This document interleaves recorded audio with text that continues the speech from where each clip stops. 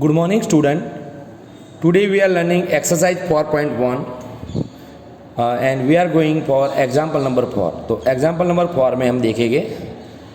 कल मैंने आपको example number 3 तक explain किया था. तो example number 4 क्या है?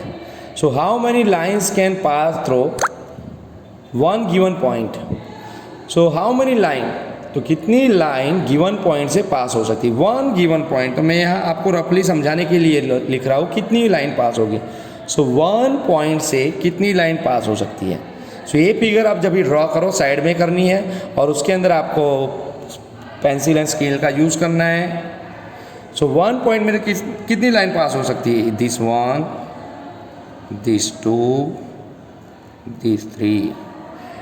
जितनी भी लाइन पास करनी हो इतनी वन पॉइंट में से पास हो सकती है. 4, 5, 6, 7, 8, 9, 10, 11 infinite line. One given point में से कितनी लाइन पास हो सकती है? बहुत सारी. मतलब इट इज कॉल्ड इनफाइनाइट. तो आंसर आएगा infinite line. One given point में कितनी लाइन पास हो सकती है?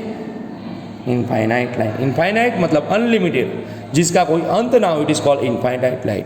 एक पॉइंट में से बहुत सारी लाइन पास हो सकती है. देन टू गिवन पॉइंट में से if we have 2 point, two point में से हम कितनी लाइन पास कर सकेंगे? लाइन हमेशा स्ट्रेट होती है, वो आपको याद रखना है. तो लाइन इज ऑलवेज स्ट्रेट. एक दो पॉइंट में से मैंने एक लाइन पास की. क्या इसमें दो पॉइंट में से अनदर कोई लाइन पास कर सकते हैं जिसमें दोनों पॉइंट हो? नो. टू गिवन पॉइंट में से ओनली वन लाइन पास हो सकती है. तो टू गिवन पॉइंट में से कितनी लाइन पास होगी? One line. Our answer is one line. Two given point में से ओनली वन लाइन पास हो सकती है. ये आपको अच्छे से ध्यान रखना है. How many lines can pass through one given point? तो एक पॉइंट में से इनफाइनाइट लाइन पास होगी एंड टू गिवन पॉइंट में से ओनली वन लाइन पास होगी. Now draw rough figure and label suitably in each of the following cases. तो यहाँ पे हमको रफ फिगर ड्रॉ करनी है, पर रफ फिगर भी आपको जो ड्रॉ करनी है वो स्केल एंड पेंसिल से ही यूज़ करनी है उसमें. Point P lies on line segment A B.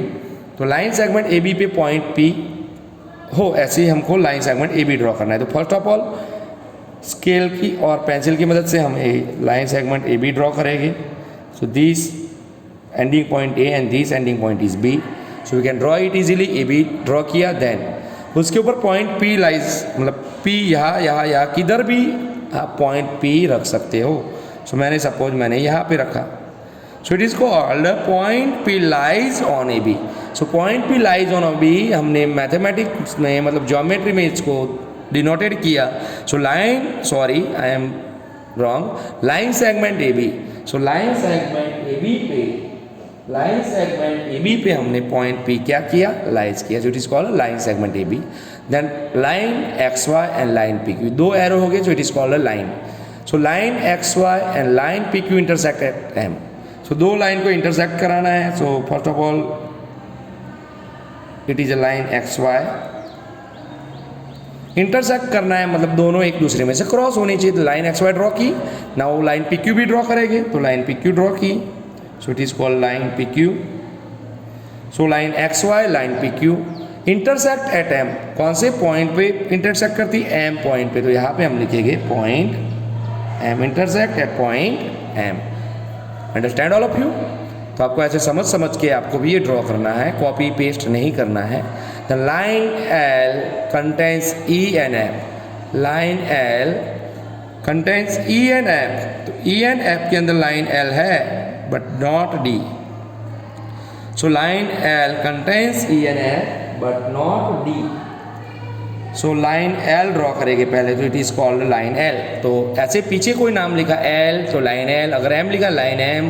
N है तो लाइन एन. तो लाइन सिर्फ एक नाम होता है तब उसको पीछे लिखा जाता है.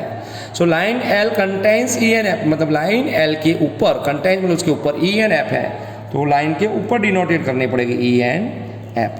But not D. मतलब डी लाइन एल के ऊपर नहीं है. तो किधर भी डी, या लाइन एफ के अलावा किधर भी हम लिख सकते हैं. डॉट करके आपको लिखना है line D, point D. Line L के ऊपर ई एफ है बट डी नहीं है. Then in example number D, line O P and line O Q meet at O. Line O P and line O Q meet at O. तो line O P, तो पहले हम line O P draw की. Line O Q draw की, meet at O मतलब दोनों के अंदर ओ पॉइंट दोनों में कॉमन है, तो कॉमन पॉइंट हमेशा कहाँ पे आएगा, उसके सेंटर पे। So it is line O P and it is line O Q. So see here line O P and line O Q both meet at point O, O के ऊपर ये मिल रही है दोनों line. So line O P and line O Q meet at point O. Now हम true false देखेंगे, example number 6। So now we are going to example number 6 true false. तो ट्रू फॉल्स के लिए मैं आपको बुक में से ही समझा रहा हूँ, तो यहाँ पे ये लाइन कंसीडर करके हमको जाना है। So consider the following figure line M N. तो लाइन एम एन को हमको कंसीडर करना है, you can see it line M N. Say whether following statements are true और फॉल्स। तो ये जितने भी स्टेटमेंट है के तक वो ट्रू है या फॉल्स है हमको देखना है। So we are going for this.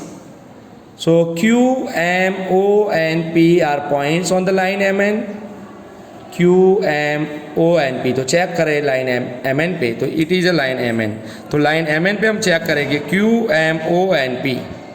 So Q, M, O and P सबके सब पॉइंट लाइन MN पे है। So we can write here true, तो इसमें आएगा ट्रू।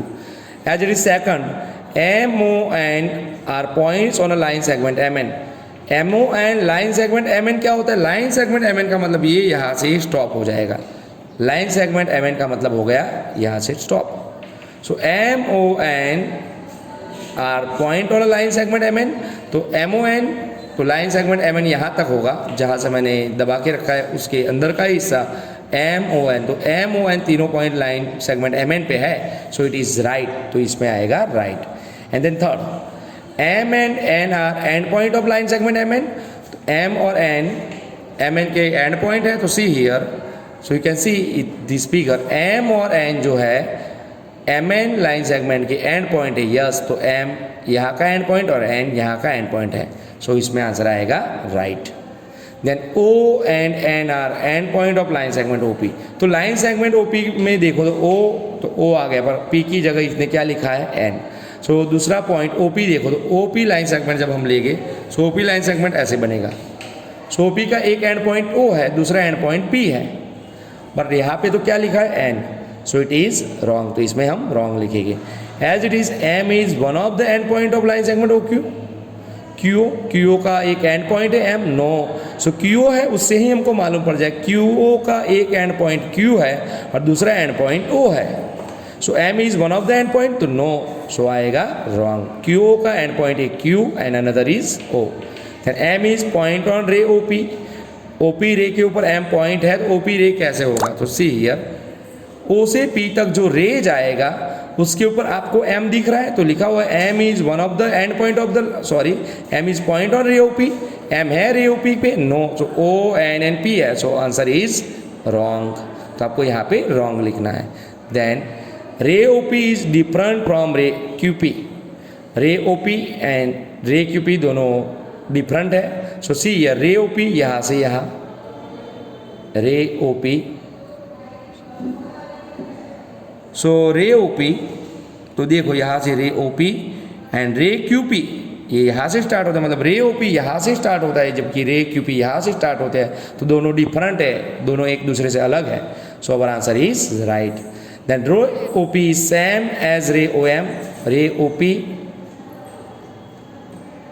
is same as रे OM। तो OP यहाँ से O से P तक और OM यहाँ से नीचे तरफ दोनों सेम है, wrong. So answer is wrong. Ray OM is not opposite to OP। Ray OM, तो देखो रे OM यहाँ से रे OM जाएगा, रे मतलब ऐसे एक साइड एरो, तो ray OM is not opposite to ray OP। Opposite से रे OP से अपोजिट नहीं है। सो ये तो अपोजिट है, देखो OM और OP एक दूसरे की अपोजिट साइड पे, OM यहाँ पे जा रहे हैं और OP यहाँ पे जा रहे हैं, दोनों एक दूसरे के अपोजिट है, बट यहाँ तो लिखा है not opposite. So our answer is wrong. Then O is not an initial point of OP। So O तो OP का इनिशियल पॉइंट है, इनिशियल पॉइंट मतलब उसके ऊपर आने वाला एक पॉइंट। सो OP का इनिशियल पॉइंट O से P लाइन जब रेस स्टार्ट होगा O से P, तो O उसका इनिशियल स्टार्टिंग पॉइंट होगा, बट इसने तो लिखा है not initial point. So it is wrong, क्योंकि वो इसका इनिशियल मतलब स्टार्टिंग पॉइंट है। Then N is the initial point of NP। And N M. N P N M का एन इनिशियल पॉइंट है, देखो एन पी तो स्टार्ट एन से हो रहा है और एन एम स्टार्ट एन से हो रहा है, दोनों में स्टार्टिंग पॉइंट एन है, सो आंसर इज राइट। तो इसमें आएगा राइट। तो आज आपको क्वेश्चन नंबर 4, 5 मैंने थोड़ी देर पहले आपको इसमें सिखाए एंड 6 के ट्रू फॉल्स ये फिगर के साथ आपने को लिखने हैं। Okay, thank you all of you.